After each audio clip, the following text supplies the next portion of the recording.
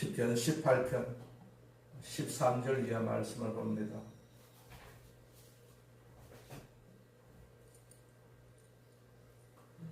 여호와께서 하늘에서 우리 소리를 내시고 지존하시니가 음성을 내시며 우박과 숯불을 내리시도다. 이 표현은 진노하시는 하나님의 음성을 가리키고 있어요. 그리고 이 음성은 모든 사람에게 두려움이 되는 것이죠. 하늘에서 천둥 소리를 내십니다. 자, 지극히 높으신 분의 목소리가 울려 퍼지고 우박이 쏟아지고 번개가 막 번쩍입니다. 사울의 군대가 다윗을 포위망에 몰아넣고 거의 죽이기 직전에 하나님께서 사울의 군대를 이렇게 공격을 하시는 것이죠.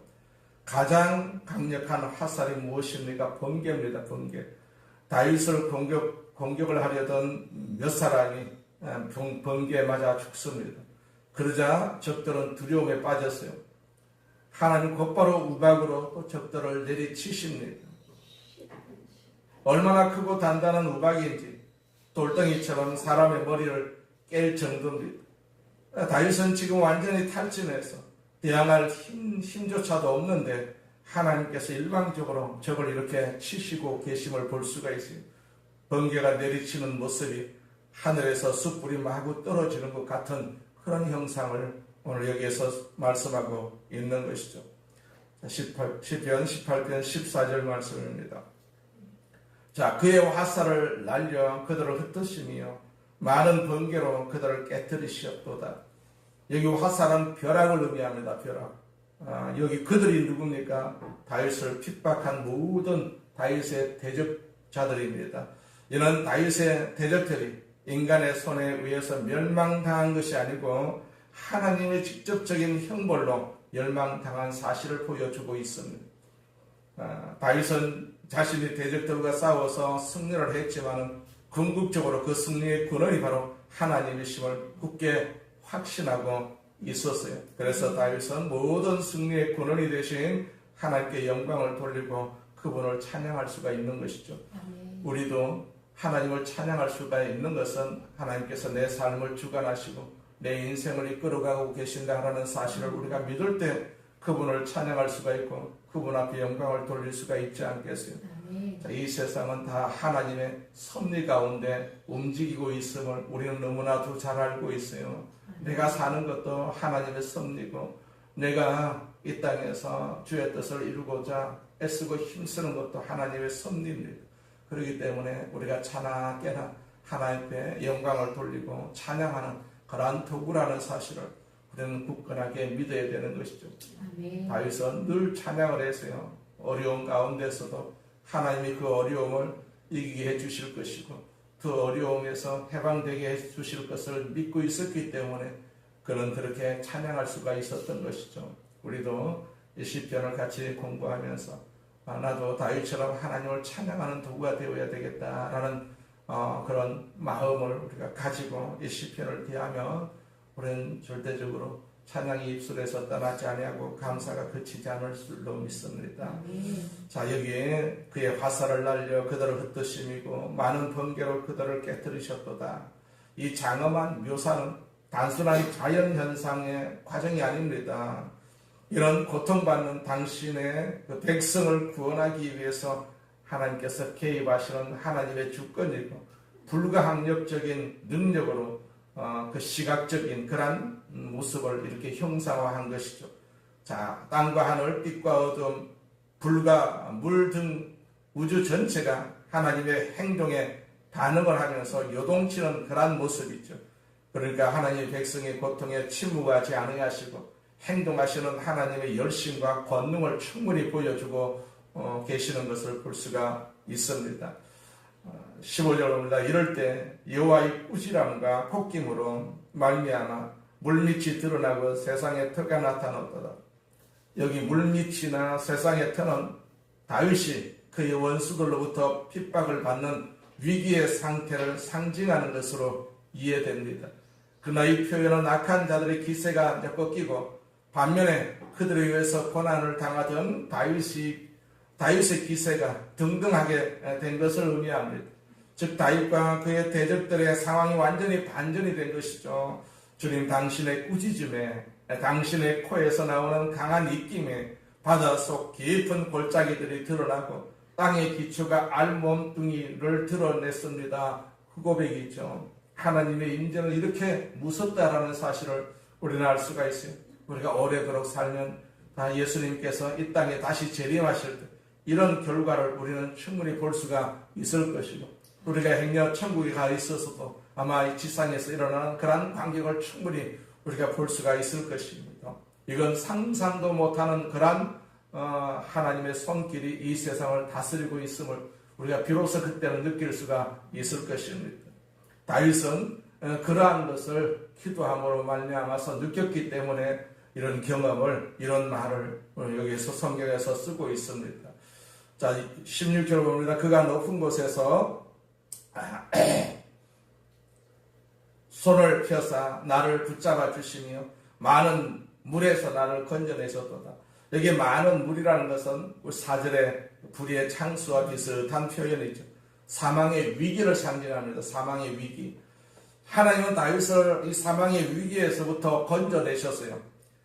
자, 사람이 범람하는 물에 갇혀서 꼼짝하지 못하고 있을 때 구조대는 헬기를 보내가지고 구출을 하죠. 그 사람을 구출을 합니다. 그는 바로 안전한 곳으로 옮겨지게 되는 것이죠.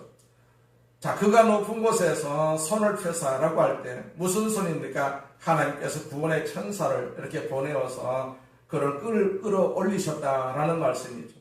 지금 적들이 보는 앞에서 다윗을 들어서 안전한 곳으로 옮기시는 것입니다.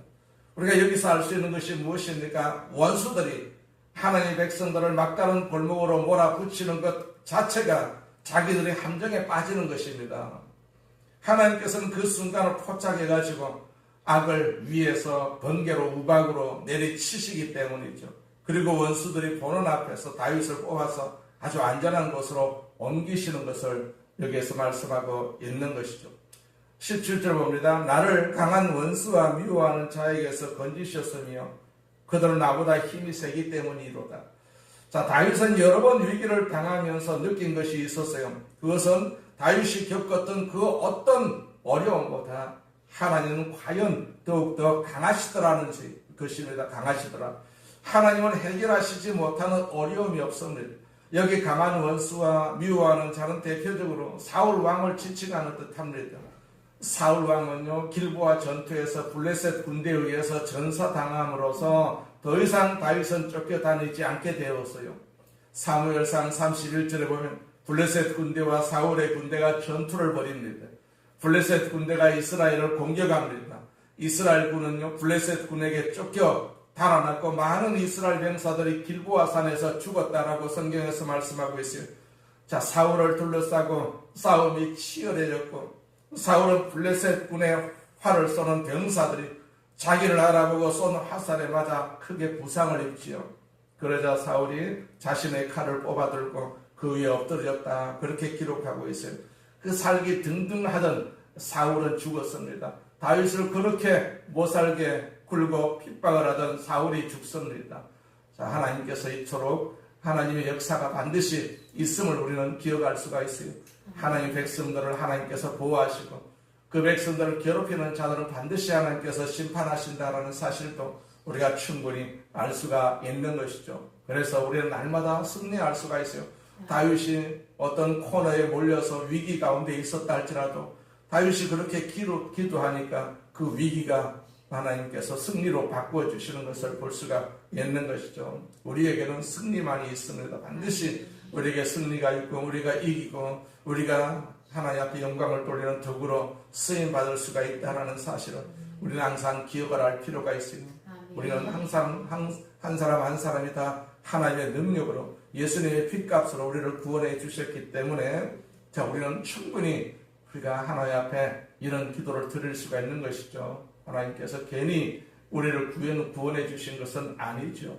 항상 우리를 보살피시기 위해서 우리를 구원해 주고 계시고 또 구원해 주셨기 때문에 우리는 이를 힘입어서 하나님 앞에 기도하면서 당당하게 우리는 세상을 살아가야 할 것입니다.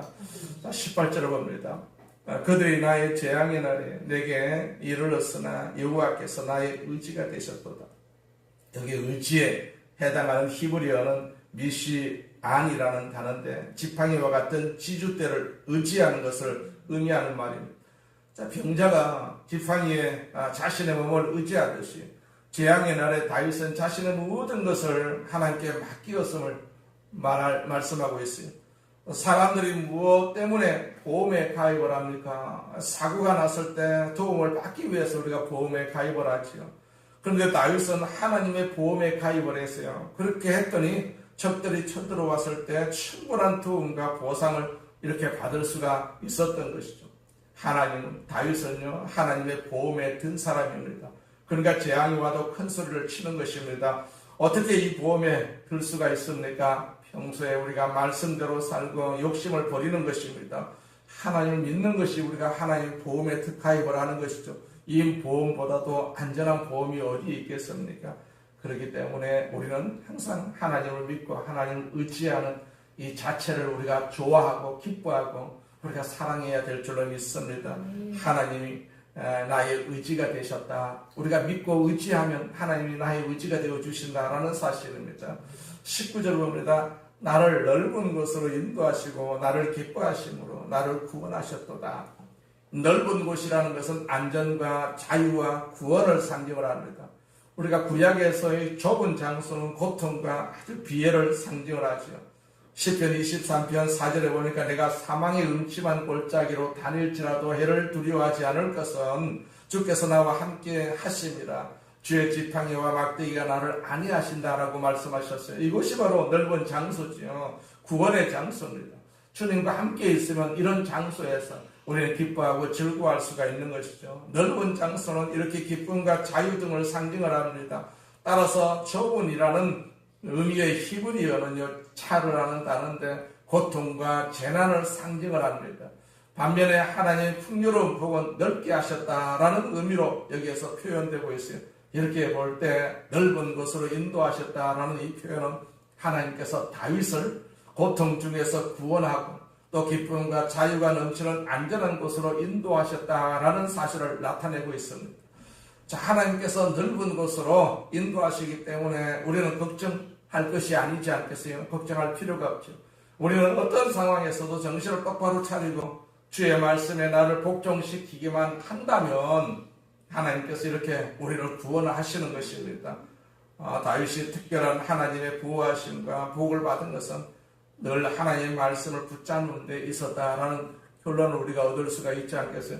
말씀을 붙잡았기 때문에 기도할 수가 있는 것입니다. 말씀을 붙잡지 아니하면 기도할 수가 없지 않겠어요? 다윗은 하나님의 말씀을 붙잡고 기도했기 때문에 그가 결과적으로 승리할 수가 있었음을 우리가 충분히 알 수가 있죠. 20절 봅니다. 여호와께서 내 의를 따라 상 주시며 내 손의 깨끗함을 따라 내게 갚으셨으니. 자, 다윗은 여기서 하나님께서 자기를 구원하신 이유를 밝히고 있어요. 다윗은 자기에게 의가 있었기 때문이다 라고 대답하고 있습니다.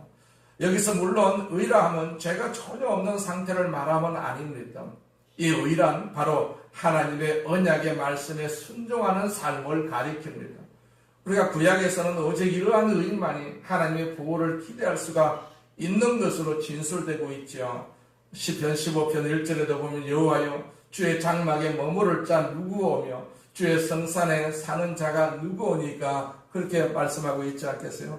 그러니까 주님, 당신의 장막에 살 수 있는 사람이 누굽니까? 당신의 거룩한 산에 살 수 있는 사람이 누구입니까? 바로 의로운 자가 그러하다라는 사실이죠. 여기 내 손에 깨끗함을 따라 내가 갚으셨으니. 구약에서 이 손은 행위를 상징하죠. 행위. 따라서 이 구절은 다윗의 행위가 깨끗함에 대해서 하나님께서 그에 상응하는 좋은 것으로 보답해 주셨음을 의미합니다. 자, 인간은 수시로 악한 생각과 더러운 탐욕이 우리 마음을 지배하려고 합니다. 그런데 하나님은 절대로 그런 탐욕의 마음을 내어주어서는 안 된다라고 우리에게 말씀하고 계시죠. 그래서 우리가 욕심을 버리고 마음을 지켰을 때 하나님 우리에게 복을 주시면서 위기의 때 혼자 두시지 않는 것입니다. 자, 우리가 이 세상에 욕심을 버리는 것이 참 어렵기도 합니다. 그러나 우리가 의를 지킨다는 것이 사실 대단한 것도 아닙니다. 오히려 하나님의 백성으로 당연히 우리가 해야 할 일이죠. 그러나 하나님께서는 그런 작은 희생, 또 작은 인내를 아주 크게 보신다라는 사실입니다. 그래서 그 작은 순종을 믿음으로 보시고 큰 상급을 내려주시는 것입니다. 하나님께서는 우리가 작은 것을 참고 작은 것을 위해서 인내하는 것을 절대로 무시하지 아니하시고 기억하시고 계시다가 도움이 필요할 때 생각지도 못한 방법으로 반드시 갚아주시는 분이 바로 하나님이시거든요. 작은 것 하나도 하나님께서는 관심을 가지십니다. 큰 것만 관심을 가지시는 것이 아닙니다. 작은 것도 작은 기도도 하나님께서 관심을 가지시고 그게 상응하는 복을 하나님께서 내려주신다는 사실을 우리는 기억을 해야 할 줄로 믿습니다. 21절에 봅니다. 이는 내가 여호와의 도를 지키고 악하게 내 하나님을 떠나지 아니하였으며. 이 내가 여호와의 도를 지켰다라는 말은 여호와의 명령을 지켰다는 말씀이죠. 여호와의 명령을 지켰다. 신명기 8장 6절에 보니까 너희는 주 너희 하나님의 명령을 지키고 그분의 길을 따라 걸으며 그분을 높이 받들어 섬겨라. 그런 말씀이 있죠. 여호수아서 22장 5절에도 보니까 주의 종 모세가 너희에게 주었던 하나님의 명령과 법을 반드시 지키도록 하여라.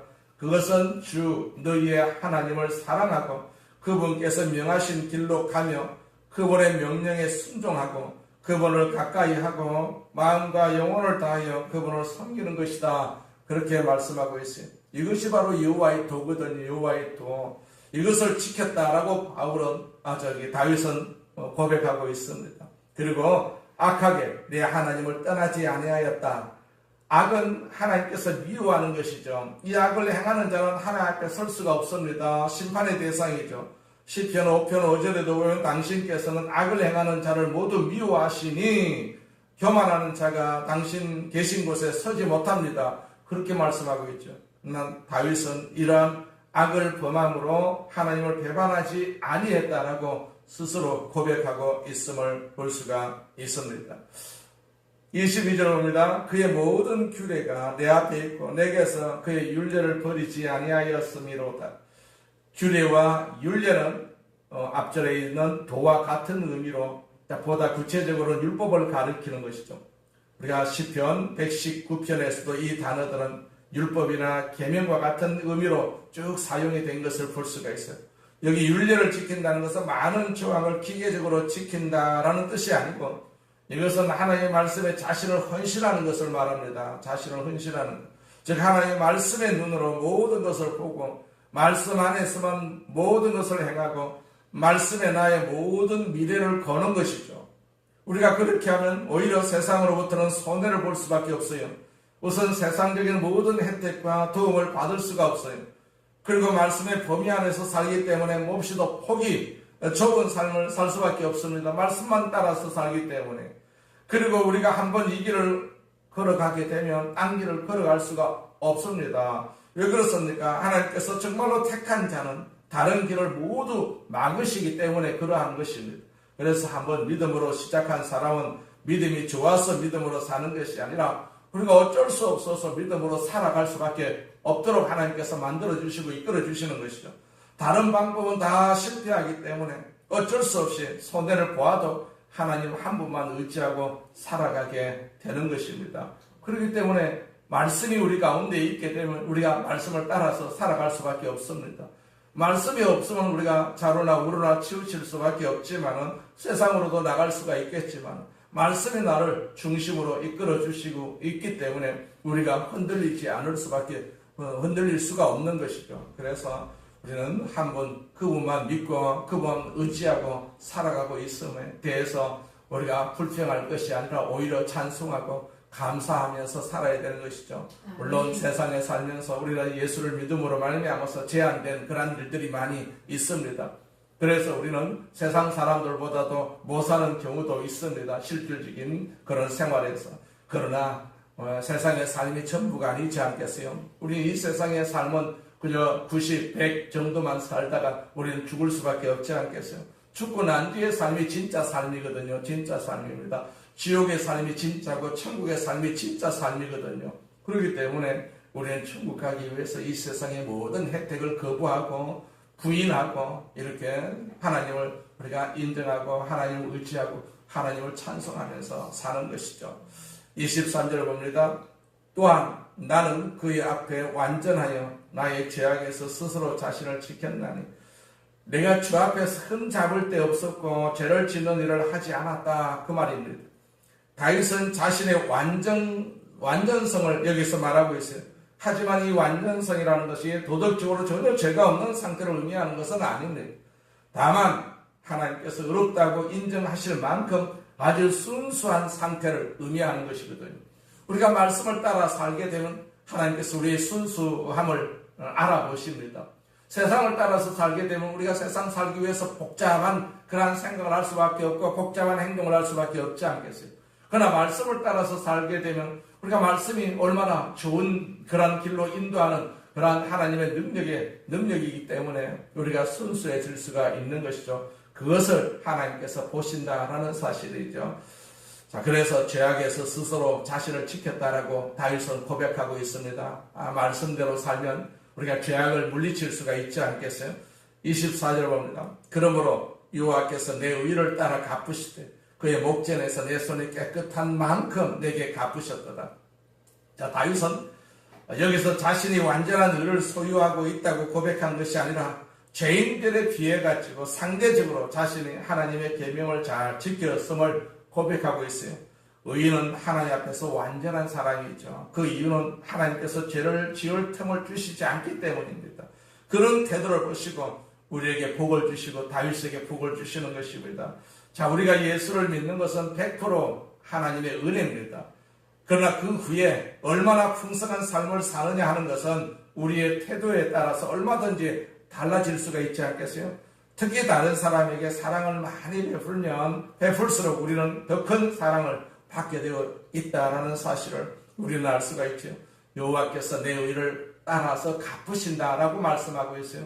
내가 어떻게 행동하는 거에 따라서 하나님께서 다 보응을 해주신다라는 사실을 우리는 알 수가 있어요. 그래서 우리는 그의 목전에서 하나님 앞에서 항상 내 손이 깨끗한 만큼 내게 갚으신다라는 사실을 우리가 항상 기억하셔서 우리가 하나님 앞에 늘 순종하는 그러한 자세, 또 순수한 그런 어떤 자세, 또 우리가 믿음으로 사는 그 자세가 우리에게 특별히 필요한 것이죠. 이 새벽 시간도 작은 시간이라 할지라도 하나님께서 이 시간을 굉장히 좋아하시고 기뻐하시고 굉장하게 복을 주실 수 있는 그런 근거로 삼으신다는 사실이죠.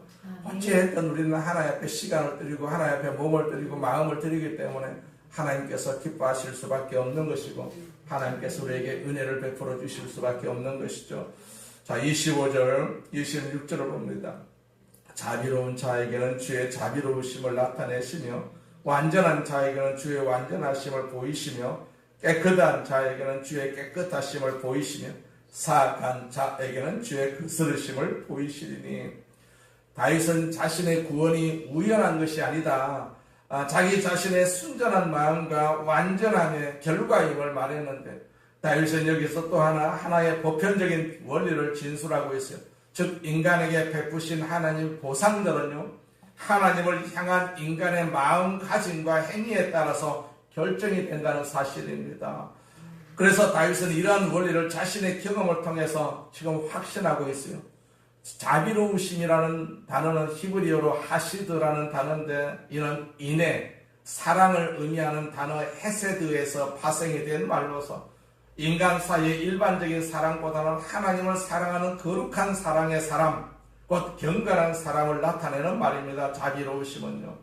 하나님은 믿는 자나 믿지 않는 자 모두에게 사랑받게 하시고 신뢰받게 하십니다. 우리가 이 세상에서 살려면 믿지 않는 자와 또 신뢰도 사랑도 받아야 되지 않겠어요? 우리 예수 믿는 사람만 모여서 사는 것은 아니지 않겠어요? 믿지 않는 사람들과 우리가 거래를 할 수밖에 없고 교제를 할 수밖에 없지요. 자, 그래서 우리는 하나님께서 그 믿지 않는 자들로부터 사랑을 받고 신뢰를 받을 수 있도록 하나님께서 우리에게 지혜와 지식을 주신다라는 사실이죠. 그래서 자비로운 자에게는 주의 자비로우심을 베풀어 주시고 또 완전한 자에게는 주의 완전함을 보여주신다라는 사실이죠. 하나님께서는 깨끗한 자에게 주의 깨끗함을 이렇게 보여주십니다. 더러운 욕심을 버리고 할 수 있는 한 선한 마음으로 일하는 자는 하나님의 능력을 체험하게 됩니다. 자, 이것을 우리는 하나님을 본다 그렇게 말하고 있지 않겠어요? 하나님께서 가장 가까운 곳에서 도우시는 것을 충분히 볼 수가 있는 것이죠. 그러나 사악한 자에게는 주의 거스르심을 보이시리다. 자, 이는 생각과 행동이 왜곡되고 삐뚤어진 자를 말합니다. 우리가 잠언서 28장 18절에 보면 정직하게 사는 사람은 안전하지만 그 그릇되게 사는 사람은 갑자기 망하고 말 것이다. 그런 말씀이 있어요. 교활한 사람은요, 하나님께서 더 교묘하게 대하십니다. 하나님이 없다고 생각하고 자기 어떤 지식이 최고고 자기 권력이 최고다라고 주장을 하고 날뛰는 사람은 하나님께서 그 위에 계시면서 아주 이상한 방법으로 하나님께서 심판하신다라는 사실도 우리가 충분히 알 수가 있어요. 27절에 봅니다. 주께서 공고한 백성은 구원하시고 교만한 눈은 낮추시리이다. 자, 공고한 백성과 교만한 눈이 서로 대조가 되고 있어요. 공고한 백성은 핍박을 받지만은 의롭게 살고자 하는 경건한 무리를 말하고, 교만한 눈은 부유하지만은 경건하지 못한 악의 무리들을 가리키는 거짓된 자를 가리킵니다. 그러나 이들은 각기 자신들의 행위에 대한 하나님의 공정한 판단을 받게 될 것입니다. 다윗은 이러한 사실을 그의 개인적인 체험을 통해서 너무나도 확실하게 깨닫고 있었던 것이죠. 그래서 당신께서는 겸손한 자는 구해 주시지만 교만한 자는 낮추십니다. 그렇게 마지막으로 고백을 하고 있습니다. 우리는 늘 겸손해야 될 줄로 믿습니다. 늘 순수한 신앙을 가지고 믿음으로 걸어가는 그러한 삶을 우리가 사는 것이 바로 하나님께서 우리를 구해 주시는 그런 어떤 기본 자세라고 볼 수가 있습니다. 우리는 이 세상이 우리를 구원해 주지 못하지만 하나님이 우리를 구원해 주신다라는 사실을 우리는 끝까지 믿고 하나님 앞에 늘 겸손해야 될 줄로 믿습니다. 세상 사람들은 교만하기 짝이 없지 않겠어요? 교만한 자는 반드시 낮추신다, 심판하신다라고 하나님께서 말씀하셨기 때문에 우리는 교만을 멀리하고, 교만이 하나님께서 제일 싫어하는 그런 모습이죠. 그래서 우리는 늘 겸손한 자세를 가지고 이 믿음의 길에 우리가 걸어가게 되면 반드시 하나님께서 우리를 축복하시고, 또 나아가서 우리 자녀들을 축복하시고 우리 자손들까지 천대까지 그 복을 누리는 역사를 우리는 경험하게 될 줄로 믿습니다. 전능하신 하나님 아버지 감사합니다. 우리 아버지 하나님께서 오늘도 우리를 사랑하시고 우리를 주의 전으로 이렇게 불러주심을 감사합니다. 이 한 시간 우리가 주님 앞에 기도하오니 다윗처럼 기도하오니 우리에게 응답하여 주시옵소서. 다윗을 하나님 아버지 어려운 가운데서도 건져주신 것처럼 우리도 건져주셔서 우리가 기뻐하고 즐거워하고 찬송할 수 있도록, 감사할 수 있도록 사용하여 주시옵소서. 우리 머리 위에 기름 부어주심을 감사합니다. 또 친히 안수하여 주심을 감사합니다. 우리 육신을 건강하게 하여 주옵소서. 악한 질병이 떠나가게 하여 주옵소서. 생활의 여러 가지 문제도 해결되게 하여 주옵소서. 하나님의 자녀들입니다. 이렇게 기도하고 있사오니 하나님께서 우리를 긍휼히 여겨주셔서 응답하여 주시옵소서. 하나님 아버지, 우리 자녀들 자손들을 위해서 끊임없이 기도하고 있사오니 우리 자녀들을 하는 일에 축복하여 주옵시고, 아버지 하나님 직장에서도 머리가 될 수 있도록 사용하여 주시옵소서. 우리 자손들에게도 은혜 베풀어 주시고, 그들이 공부하는 자리에 있을 때 하나님께서 항상 지혜를 주셔서 그 공부를 통해서 하나님 앞에 영광을 돌리는 지식을 쌓는 복된 삶이 되게 하여 주셔서 훗날 하나님의 이름으로 세상을 다스리는 지도자가 될 수 있도록 사용하여 주시옵소서. 오늘도 하나님께서 우리에게 은혜 베풀어 주시고 우리를 축복하심을 감사합니다. 주님 홀로 영광을 받으시옵소서. 이 나라 이 사회에도 하나님께서 다스려 주시옵소서. 정직한 나라가 되게 하여 주옵소서. 공의와 정의가 실천되는 그러한 나라가 될 수 있도록 하나님께서 역사해 주시옵소서. 예수님의 이름으로 기도드립니다. 아멘. 하늘에 계신 우리 아버지여, 이름이 거룩히 여김을 받으시오며 나라가 임하시오며 뜻이 하늘에서 이루어진 것 같이 땅에서도 이루어지이다. 오늘 우리에게 일용할 양식을 주시옵고 우리가 우리에게 죄 지은 자를 사하여 준 것 같이 우리 죄를 사하여 주시옵고 우리를 시험에 들게 하지 마시옵고 다만 악에서 구하시옵소서. 나라와 권세와 영광이 아버지께 영원히 있사옵나이다. 아멘. 우리 계속해서 통서로 기도하겠습니다. 할렐루야. 전능하신 하나님 아버지 감사합니다. 주님 홀로 영광을 받으시옵소서. 우리 아버지 하나님께서 우리를 사랑하심을 감사합니다. 우리를 축복하심을 감사합니다. 우리 이번 사랑을 축복하심을 감사합니다. 아버지 하나님의 사랑으로 우리를 축복하시옵소서. 하나님 아버지 아버지께서 사랑을 주셔서 모든 사랑을 위하여 주옵소서. 주님 앞에 영광을 돌리는 귀한 사랑하시는 축복하여 주시옵 감사합니다. 악한 마귀는 따라갈지어다 간신령도 따라갈지어다 우리를 치유하여 주시옵 감사합니다. 우리를 감당하게 하여 주시옵 감사합니다. 오 정말 하나님 아버지여 도와주시옵 감사합니다. 도와주시옵 감사합니다. 하나님여 도와주시옵 감사합니다. 우리를 도와주시옵 감사합니다. 우리를 축복하시옵 감사합니다.